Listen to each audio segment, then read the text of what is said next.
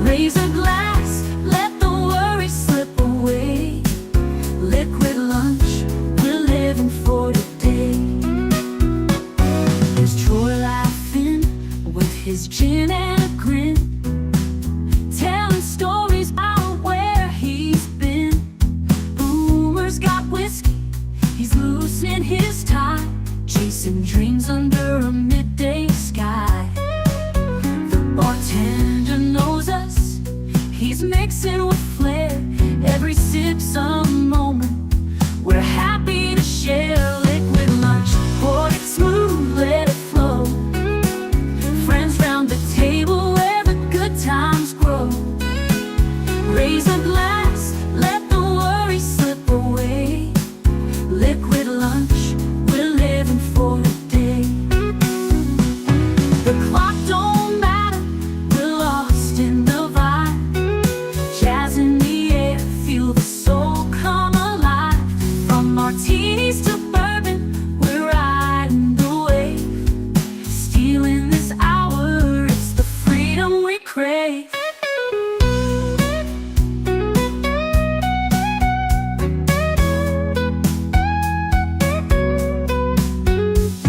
Sun's still shining, but we're in our zone.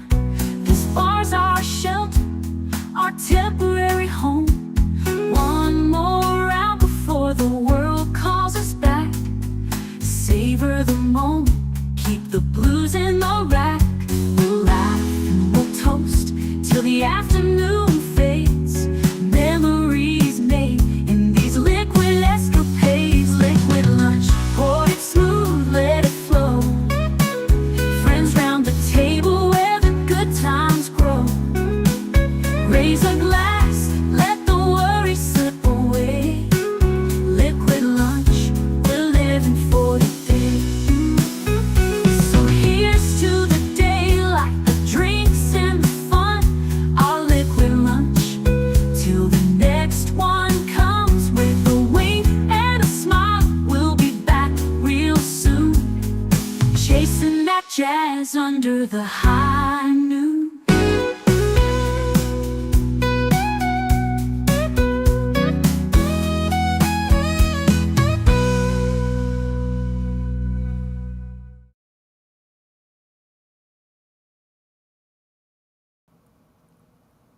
Well, va salute and welcome. Happy Thursday to all of you. The eve before All Hallows Eve. Yep, tomorrow is Halloween, so I suppose that's something to be thankful for, right? Particularly if you're into the whole Halloween thing, which I pretty much am, still am. Yeah, I'm gonna admit up front, I was right up to go time. And even right now, not really sure what I want to talk about today about being thankful. Usually I can go to the news, I can go to social media, whatever, and just there's something that's buzzing that I'm like, okay, well, that's pretty positive. That's something to be thankful for. And I'm not seeing it today. I'm seeing a lot of negative out there, and I don't want to be negative, not on a Thursday. But I'm going to start with what I am most thankful for, my baseline, and that's all of you guys. So let's start with Big Al Presents, who says, Happy Thankful Thursday, Liquid Lunchers. Have a wonderful show, Troy. Thankful that my ceiling is finally fixed. I know that was a big concern for Al, and this big hole in the ceiling that really needed to be addressed. Look, you worry about things like when it rains and it leaks and stuff like that, but there's also insulation issues, all kinds of problems that can happen if you got a hole in your ceiling, right? And I know this was a concern for him, and I'm glad that got taken care of for you. I joke about the movie and book, I suppose, Amityville Horror. You watch this movie. I watched it as a kid. It scared the heck out of me. I watched it as an adult, and I realized this isn't a movie about supernatural and the devil in the basement and, you know, Jody the pig and stuff. This is homeowners that have themselves a money pit. And that in and of itself is horrifying, right? The priest is in the front room and he gets nauseated by the smell of offal and rot, which attracts flies.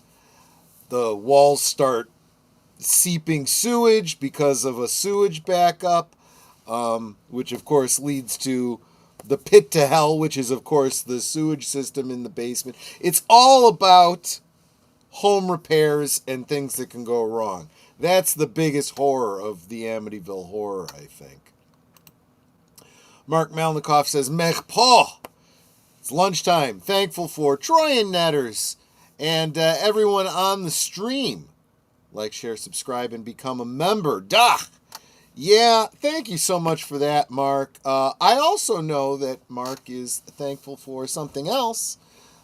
He's going through some issues at the dilithium mines, and he's got some things that are coming up that he's concerned about, but one of those has panned out well for him. He is thankful regarding his medical coverage for the new year. So, hey, let's be thankful for that, right? Glad to hear that turned out for you, Mark. Curtis Selby, the tired midnight vlogger. Nothing to see here, citizen. Got a lot of great rewatches over on his channel. Make sure you check him out. He's also got some great, very centrist political chats, you know, and commentaries. Really, really good stuff. Love of my life, who I am most thankful for. I don't say it as much on stream as I'd like to, because you guys would just get sick of hearing it. But I mean, she is absolutely, she is my life, and you know, without her, it would all be hollow and pointless. So I'm, of course, always thankful for her. Like, share, subscribe, become a member, leave a comment, and gift a membership if you're feeling generous. See, this is why I say she is my biggest cheerleader. She really, really is. Talk about wind beneath my wings, you know. She also points out the membership drive. For as little as $2 a month, you can become a member and support my ongoing efforts here. I am not speaking hyperbolically. Without memberships, without achieving the goals I'm trying to achieve here, I cannot continue. It is getting harder and harder and harder to do this. And if I'm going to keep going, I really, really need your help. So I'm shooting for 100 members by the end of the year and 2,000 subscribers. I am less than 300 subscribers away. So that is absolutely doable. If you don't have the money to become a member right now, you can absolutely help by sharing out the streams, sharing out my channel, and telling your friends to subscribe. Just getting people to subscribe. Getting me to that 2,000 subscribers would be a huge help to me. I would be so, so grateful. Thankful that certain individuals are finally being held accountable for their bad behavior. Absolutely. Absolutely. I think everybody knows what that's about, but I believe that something that is true of every human being is that we have a sense of justice. Look at the stories that we enjoy the most. We always want, even if we don't get a truly happy ending, we want a just ending in our films. We want to see the bad guy get his comeuppance. We want to see the good guy triumph. There is these are natural inbred instincts in us, and that's why they're so important in our stories. And I think sometimes people are misguided in who needs to be brought to justice and why.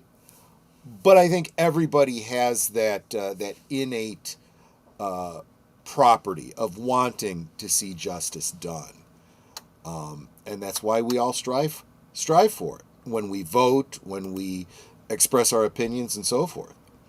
I'm thankful I have food in the fridge and cupboard and freezer. Yes, we probably don't talk about this enough, but I grew up as a Boy Scout. Be prepared, right? You never know where your next meal will come from. So in times of plenty, store up for times of leanness, right? We are literally going into, okay, so let's talk about this a little bit. Tomorrow is Halloween, right? The Celts called it Samhain, right? It literally means summer's end, right? Why is this a scary time? Okay, you can get into all the supernatural and all that kind of stuff, but why is it on an archetypal level so scary? It's because we are now we have just gone through. No. Maybe we're just coming up on the winter solstice, right? The longest night of the year. Long nights, short days means more darkness, predators, and less growing season. This is the time when most plants, we harvested throughout October. We're ending that in November. We're getting ready for the freezes. We're getting ready for the very, very long nights where you don't grow stuff, right? So you had to have gotten your food all summer and autumn. You've done your work and you've stored up. This has been true going all the way back thousands of years. And now, in many countries, we're seeing financial things. See, we have gotten used to, I could just go and get food at the grocery store. You can't always count on that. So we have to rely on the old wisdom of, do we have enough food to get us through the winter? I'll talk more about that in another stream. I've talked about it before when I've talked about the Ramnetet of the Klingons, the Feast of the Long Night. Especially when you deal with Ferengi family insurance. I'm thankful. Yeah, exactly. I hear you. Connie Cleary says, hail to the chat. Hail to the bird woman of YouTube, Fluff Chick Productions. Hail all. Smash the like button and enjoy the show. Yes, I do hope you do all those things. As Jonathan Conroy says. Ever faithful. I super appreciate him always coming in and sharing that thought of the day. Let's see here. Everybody's saying hi to each other. And Netter tops it off with, I am thankful for all of you. So, going back to what I was talking about, I think it's not a bad thing to be thankful for this time of year, right? If you are into all the and I don't mean this in a pejorative way, the trappings of Halloween, the costumes, the spookiness, the ghost stories and so forth. That's awesome. It's all fun stuff, right? Everyone likes a good little scare. I shared yesterday how I had watched Halloween 2, Halloween H2O, and Halloween... Wait, did I say those right? Halloween 2... Halloween H2O, and Halloween Resurrection. Kind of wish I'd skipped Halloween Resurrection, but I was very, very pleased with H2O. I was actually surprised. I didn't bother with it because I thought, what a stupid name. This just seems ridiculous. All these, whatever. Why are we rehashing this story? It turned out to not be a bad story. I think it would have made a great trilogy. 1, 2, and H2O would be a great Halloween trilogy done, But I see where they were going with the sequel, but unfortunately they turned it into a Scream, the Scream trilogy franchise. That's what it kind of came off as, and it's like, no, this is just, no. there's nothing special now about Halloween, the Michael Myers story and whatnot. Although I still contend that I would have preferred Carpenter's original anthology plan. If you're going to do a franchise based on Michael Myers, it's got to be about Michael Myers, right? You know, there's got to be some point to Michael Myers. There's got to be some lore about Michael Myers. Otherwise, it makes no sense. Anyway, so I may get it. So that was the H2O. What's that? What did I do with it? Here it is. I've got 3 different sets. So this one is my H2O quadrilogy, I guess. It's Halloween, Halloween 2, H2O, and Resurrection. So I've watched those. Now I'm trying to decide between what I've called the Halloween trilogy, which is, yes, it's the original Halloween, but it's the 2017 Halloween, which is a sequel to Halloween. What is it? It's Kills and Ends. I'm thinking about checking those out because it again sounds like a truncated, finite kind of thing. And maybe tomorrow we'll see if I want to dig into the Thorn cycle. 1, 2, 4, 5, and 6, or whatever it is. We'll see about that. That just seems like a big commitment that I'm not sure I want to dig into. I can watch 2 movies in a day. I don't know if I can watch like 5 movies. You know, that's all day, right? I can't. But yeah, this week is like Halloween week for me, so I'm really digging into all that Halloween stuff, right? But there is a video that I have up on my Carton, the Klingon Cleric channel, and it talks about the Klingon tradition of the Feast of the Long Night.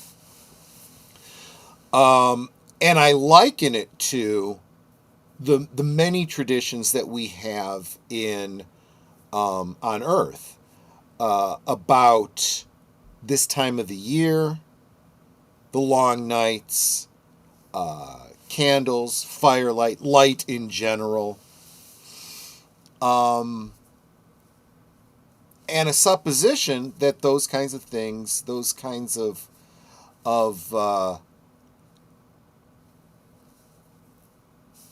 conditions, annual conditions, would be universal.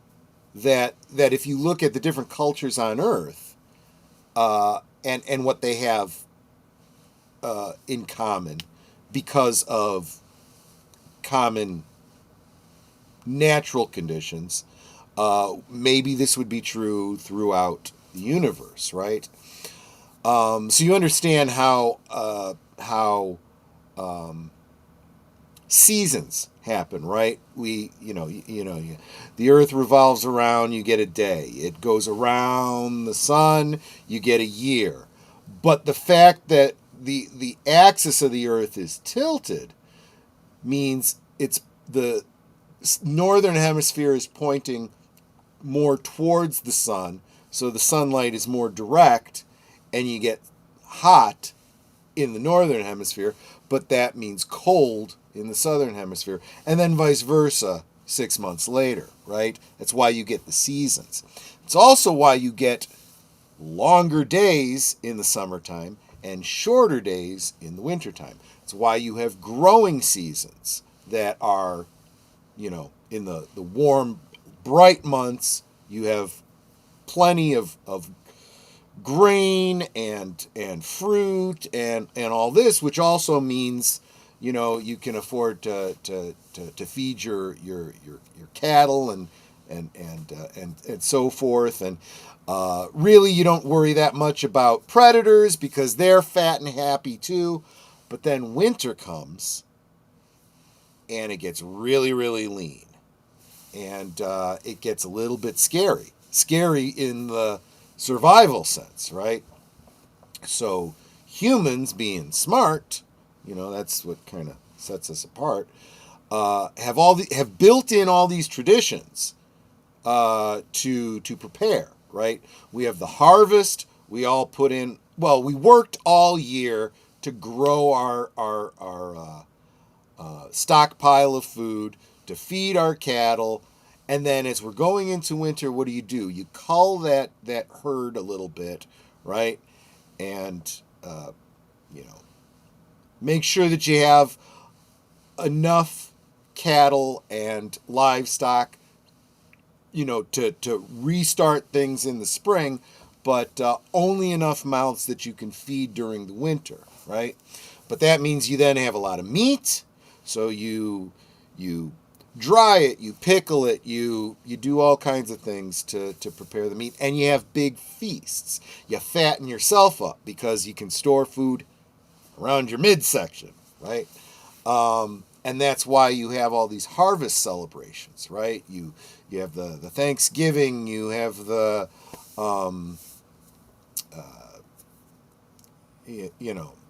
all the different big feast traditions that you usually have in October, November, going into December, right? You eat the foods that won't keep through the winter, and you give thanks for it. And you've stored up food for the season. And what else do? You come together as a community, because maybe some people don't have as much, so you share, right? Or I grew this, you grew that. Let's put them together and have a meal and so forth. That's also part of it. The Italians have just before Christmas, they have a celebration of the seven fishes, right? Well, for one thing, Italy's a peninsula, right? It's surrounded by water, so fish is a big deal. It's a staple food, right? Also, if you're going into a season where you're not going to have as many grains, you're not going to have as much beef and so on and so forth, take advantage of the fish.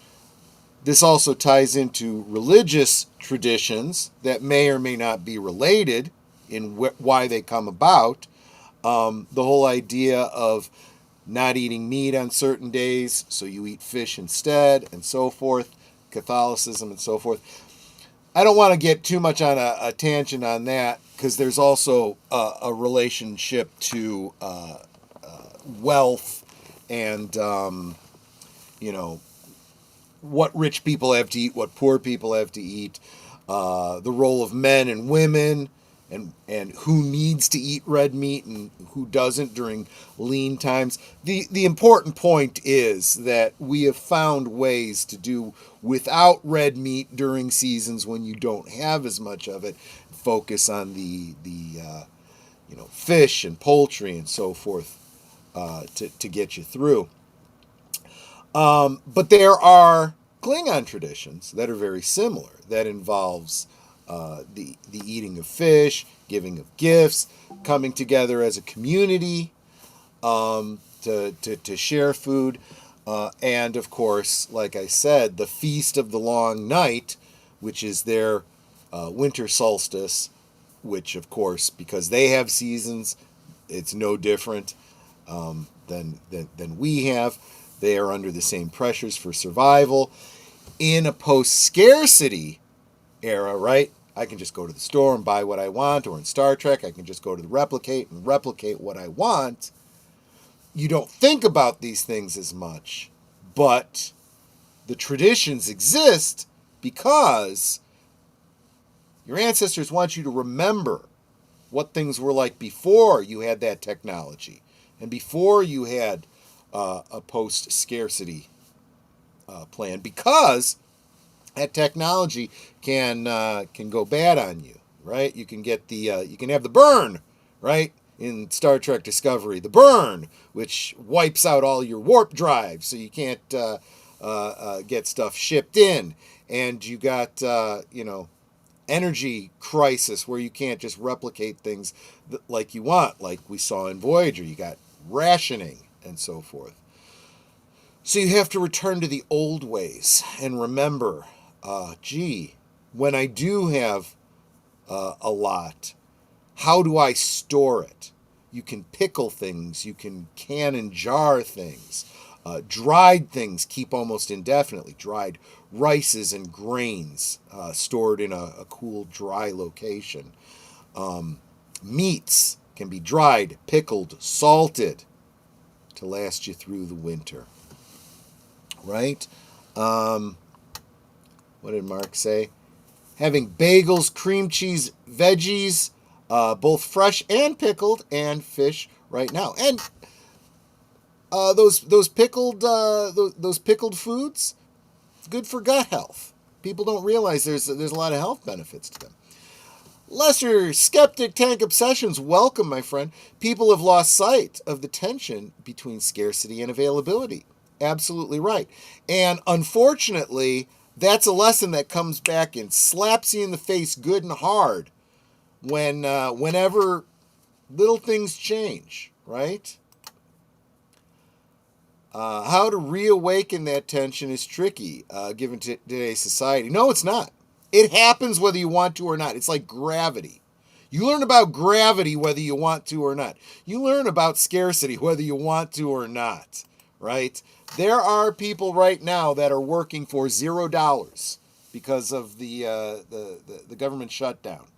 There are people that have been dependent on the government that are now being forced to reevaluate if they want to continue to be dependent or if they want to start exploring independence. Right? When you are a dependent, by any other name, dependency means slavery. So if you don't want to be a slave, if you want to be free, you need to be independent, which means you gotta rethink what you're doing with your life and how you're doing it. But yeah, don't eat food from a replicator. Well, I would say keep your options open, right? Some things replicators are good for, others maybe not so much. There is value in fresh food, but when fresh food isn't available, what are your options, right? Something that people don't think about. This is a minor thing. If you're eating dried foods, and you do this. This is a tradition. What do they call them? Fruitcakes, right? Big Christmas time, right? All of those fruits in there are dried fruits, right? That you macerate. You soak them in brandy or rum to plump them up again, and they're very, very, very, very yummy. But something else people do during winter months and throughout the year, eating dried fruits. Okay, before we had easy access to sugar, instead of candy, people would eat dried fruits as a treat. Much healthier than candies, but what people don't realize is you take in dried fruit, and that dried fruit, osmotic pressures are at work. So any liquids you have in your body want to fill up that dried fruit you ate. So now you're more thirsty because you've lost water to the food you just ate, and that compressed food is now bulked up in your stomach, and you've eaten so much of it, you're like, so be careful as you're eating the dried fruit. And because it's easy to overeat, is what I'm saying. It bulks up. And that's going to cause you some problems a little bit later in the next 12 hours or so. So, just saying. That's a mixed blessing too, because it cleans you out, but you're not going to feel so great about it. Just a thought. Just a thought. And another thought is letting you know what we got coming up for the rest of the week, which we're going to do right now. come back to what you guys are all thankful for right after the promos. Be right back. You are watching Liquid Lunch, streaming every weekday at noon Central, 1 p.m. Eastern. Let's sip together. It's the last week before Halloween, and things are getting a bit eerie around here. On this week's Thursday Things, my guests will be I Am the 13th Child and The Horror King.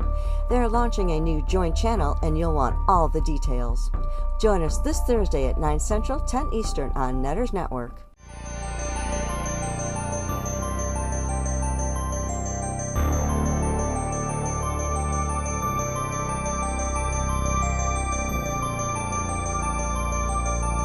This week on Saturday Night at the Movies, a former Roman general sets out to exact vengeance against the corrupt emperor who murdered his family and sent him into slavery. Russell Crowe stars in the Ridley Scott film Gladiator this Saturday at 9 Central, 10 Eastern on Netters Network.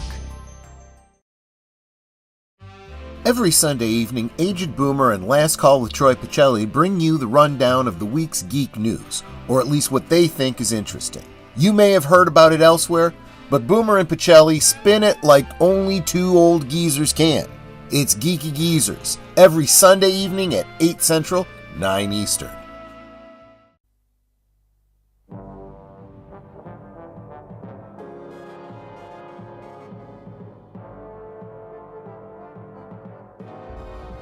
With the Xenon base destroyed and the fledgling alliance floundering, Avon must find another figurehead to take up the cause.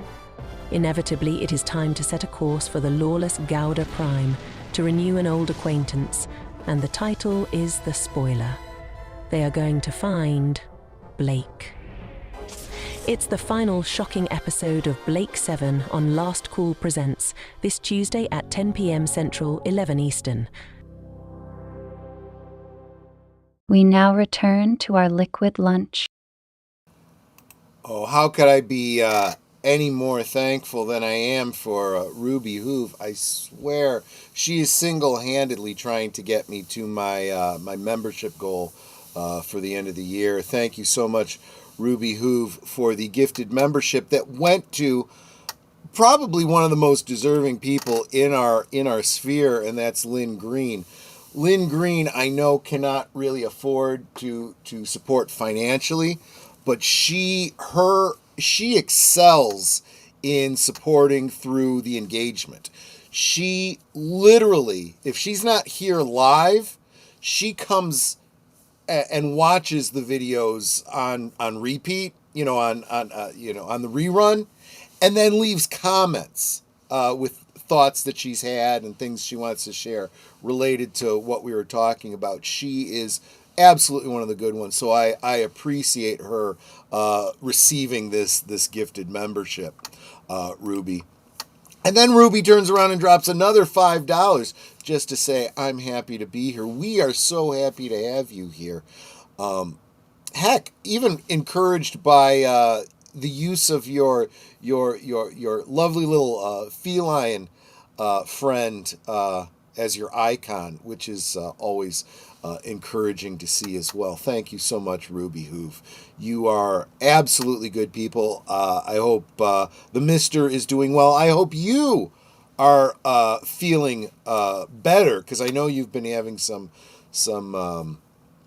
health issues, and I hope that you are feeling better in that regard.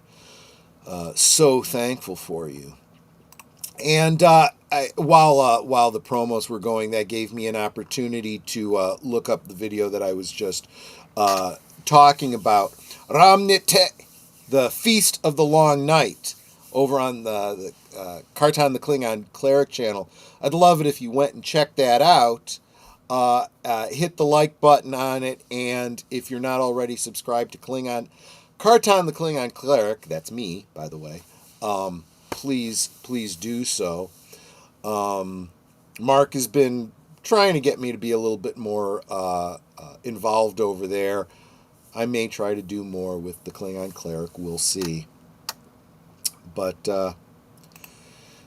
arm is still messed up, but it will get better. Do they have you on some kind of physical therapy in relationship to that? Don't overdo it, but, to the extent that you're able, do whatever they're telling you to do to get better.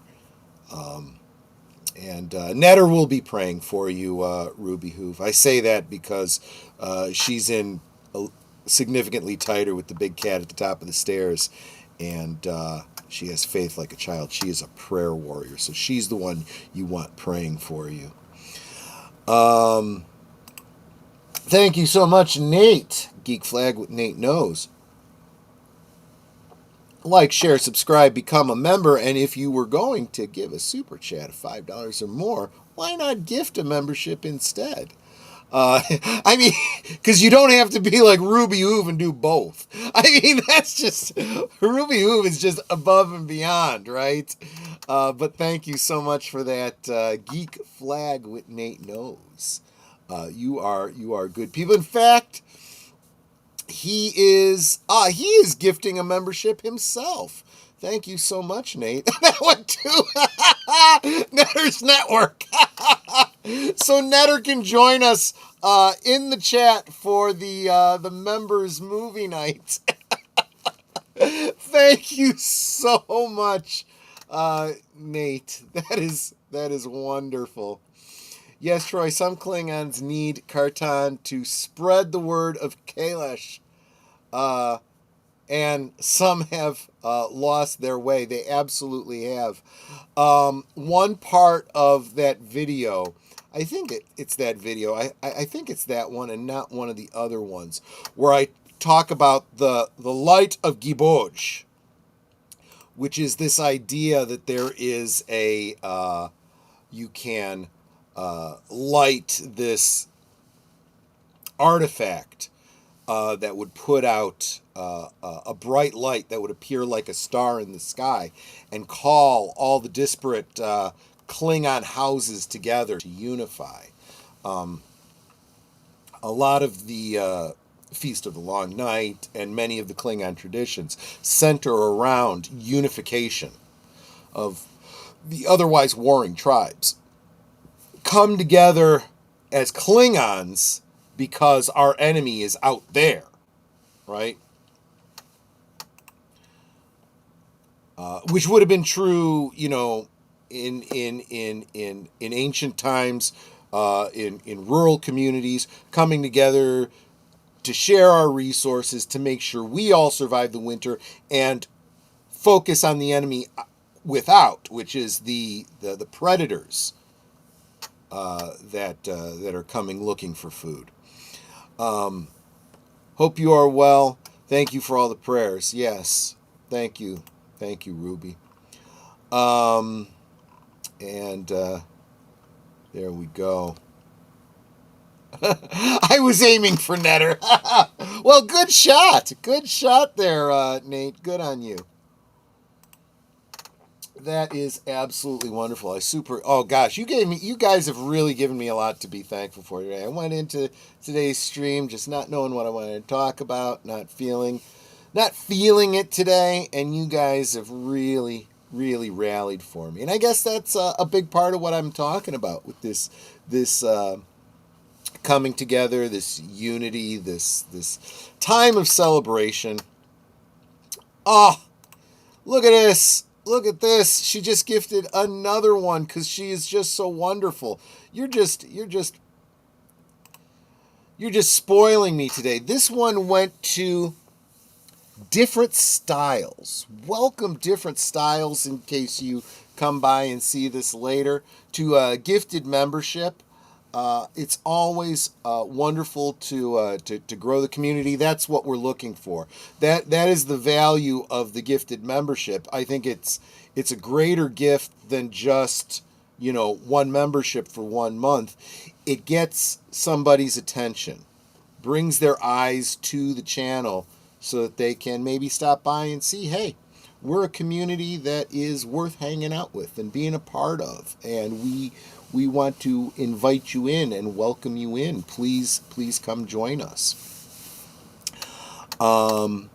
Something else that I've made some great progress on the video that I was telling you all about, the history of the cantina.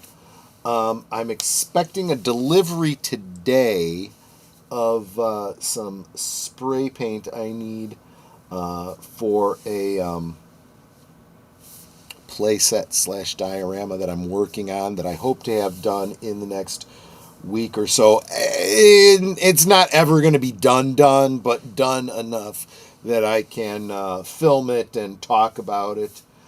And I am starting to gear up for the annual Star Wars Holiday Special rewatch, trying to decide when I'm going to do that. I have great fondness for that much maligned first foray into television for Star Wars, expanded universe, if you will. I have a lot this year that I've done in relationship to my Star Wars Holiday Special collection to show off a little bit. Nate says that, there are Native American tribes would hunt during the summer and plant crops. Delivery harvest those crops and harvest those crops in the fall, and will eat vegetables and fish throughout the winter. Yeah, exactly. During the winter. Yeah, that's exactly right. That's really the whole legend of American Thanksgiving, right? That because of what the Pilgrims went through, and when they arrived here, and a certain amount of lack of planning, but also, just a lot of unfortunate natural phenomena, they were going to starve. They were going to starve. But they had what they had, and they were grateful for it. And, they came together with their neighbors, who brought not wild turkeys. They brought mostly venison, and some buffalo meat. But, it's what you got, right? It's what's local. That's the thing. I mean, I know that in Canada they celebrate Thanksgiving too. Is turkey a big thing in Canada for Thanksgiving? Is that something that they picked up from us? Because I'm sure there's wild turkey that are as far north as Canada. I wouldn't doubt it. I'm just wondering if they have different foods. Are there the equivalent of Thanksgiving celebrations in Europe? I don't know that there would be, but there might be.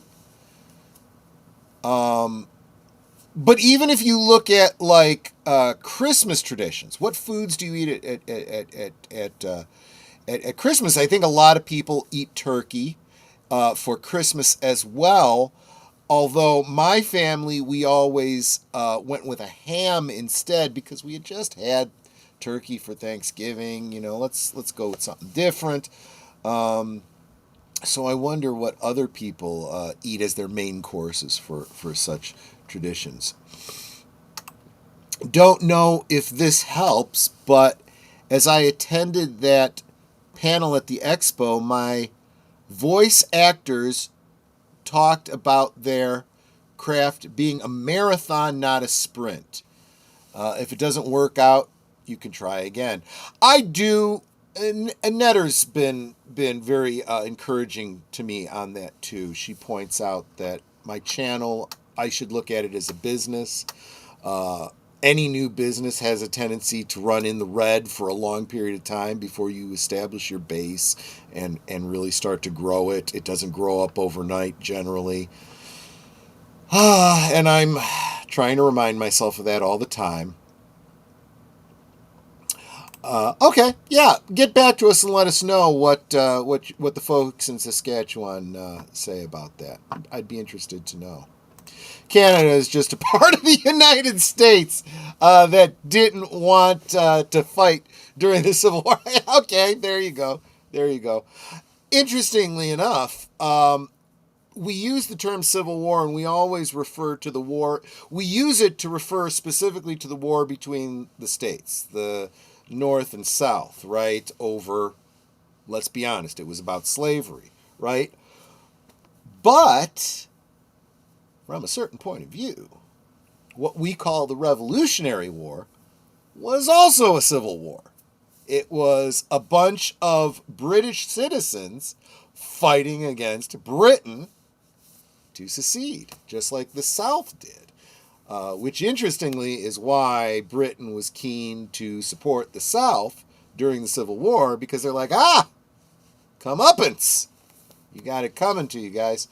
But you're right. So we fought that Civil War, the Revolutionary War, and the Canadians were like, nah, we'll sit this one out.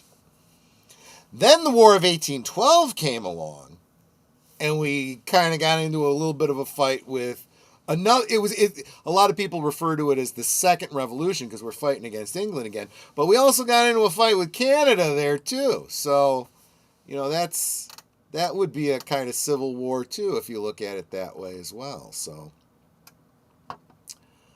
let's see. There might not be wild turkey if Canada is successful in banning all firearms and hunting. Don't even get me started on there. A traditional Canadian Thanksgiving dinner is very similar to a classic American one, featuring roasted turkey, gravy, potato stuffing, and pumpkin pie.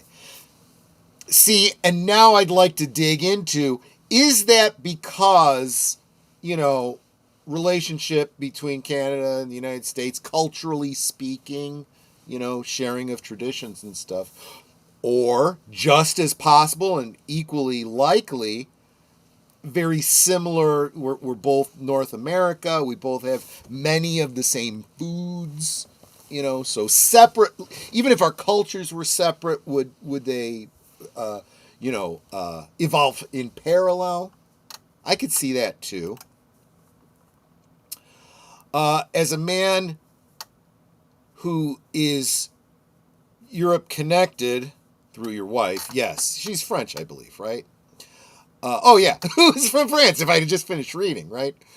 There's no real equivalent to Thanksgiving for them. That's fair. That's fair. And even if you look at it from the religious standpoint, I think you're going to find a lot of Christians saying, well, you should be thankful every day of the year, right? Well, that's fair. That's fair.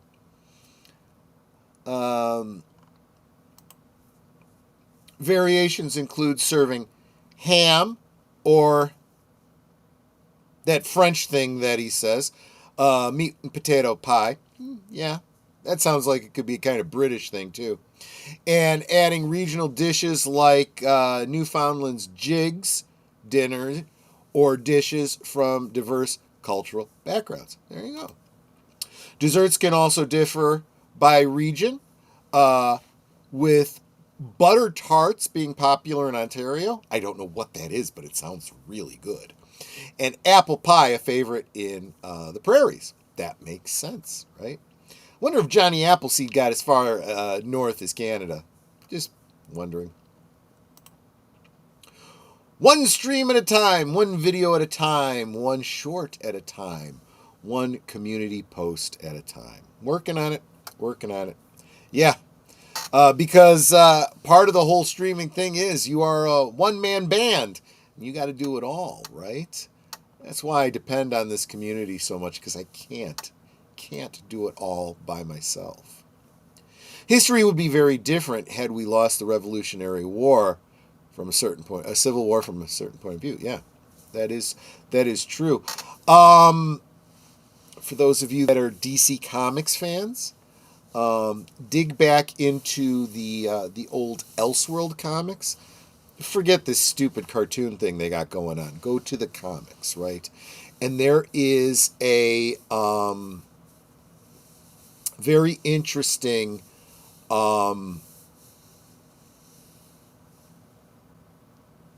story called Holy Terror. It's a Batman story.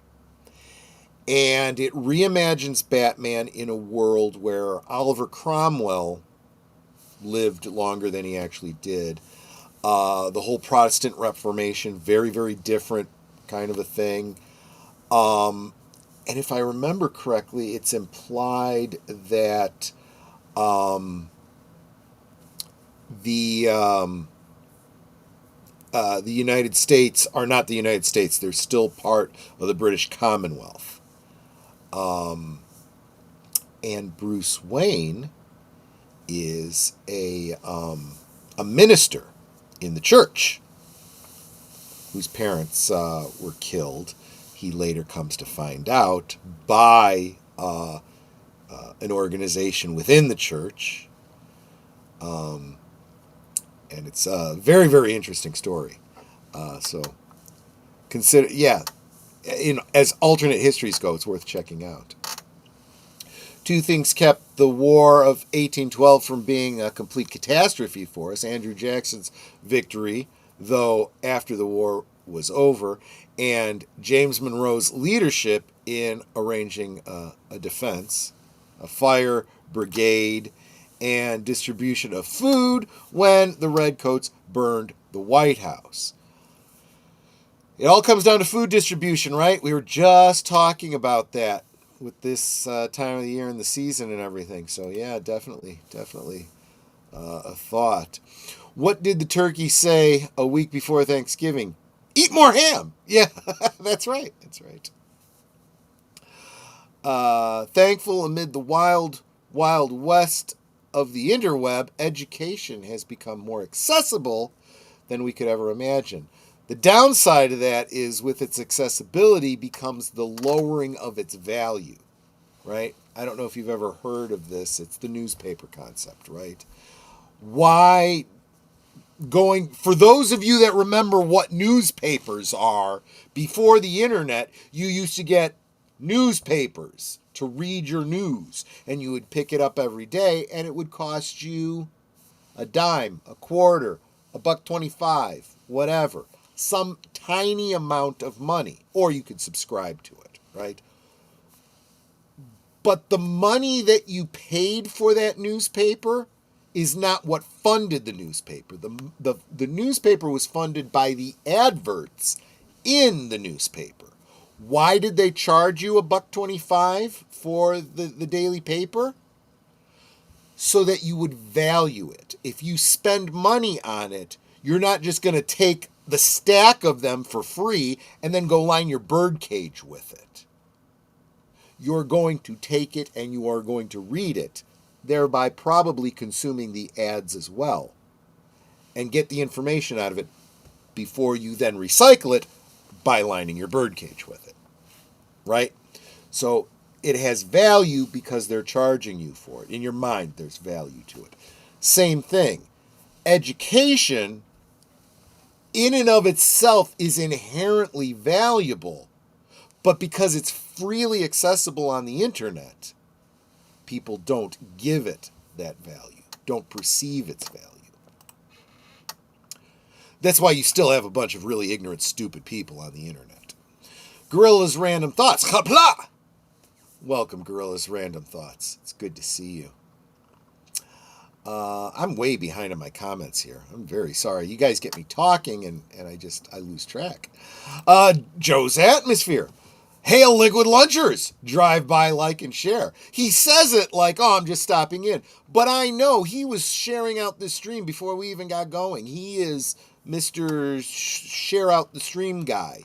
He really is. So make sure you are following Joe's Atmosphere and share out his streams when you get the opportunity and you see them on your interwebs. Yep, it's called Holy Terror. Oh, it's a dark story too. It involves Batman going into a church facility, research facility. And you end up finding out the fate of a lot of the other superhuman, the superheroes that you know of from regular stories. And most of them are not good. he has an interesting encounter with Zatanna, who is working for the church, but she's completely insane.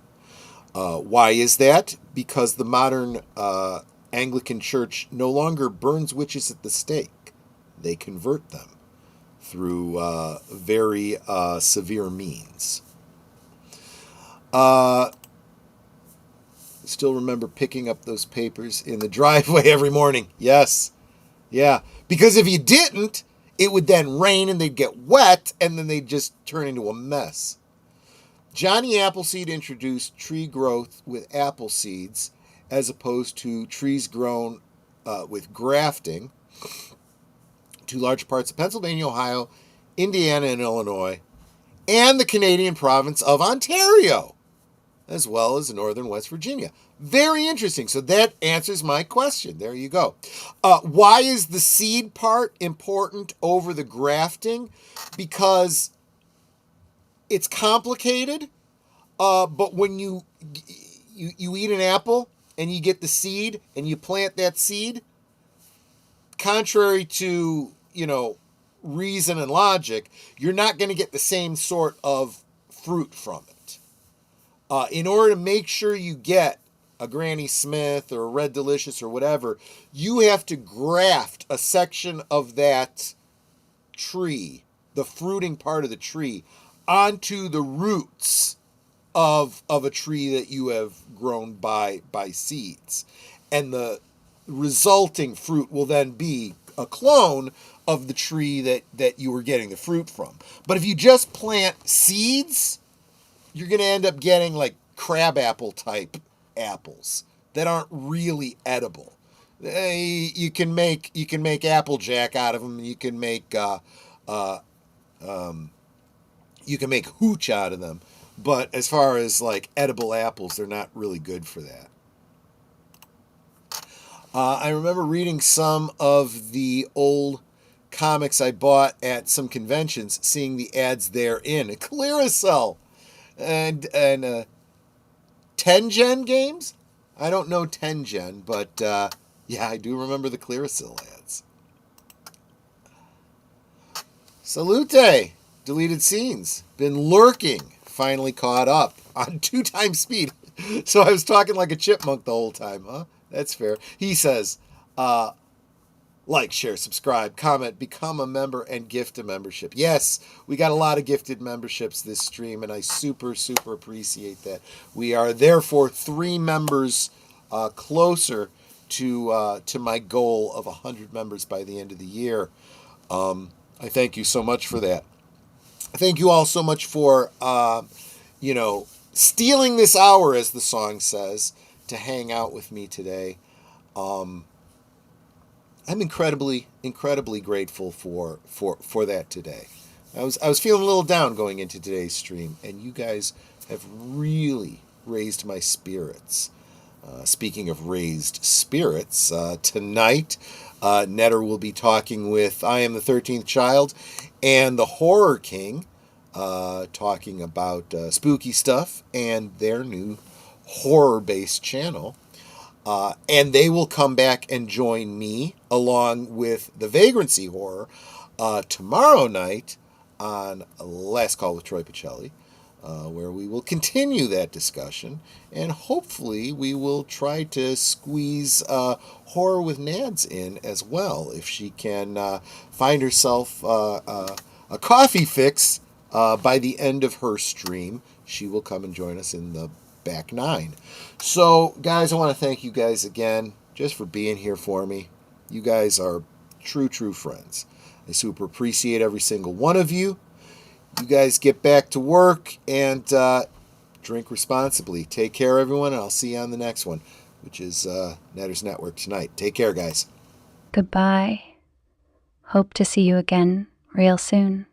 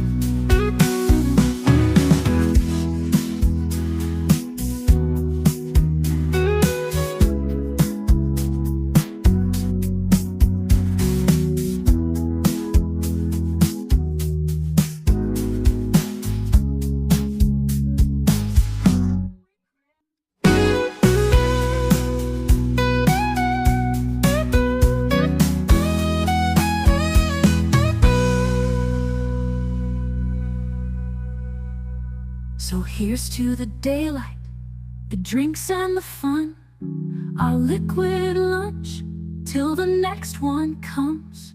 With a wink and a smile, we'll be back real soon, chasing that jazz under the high noon.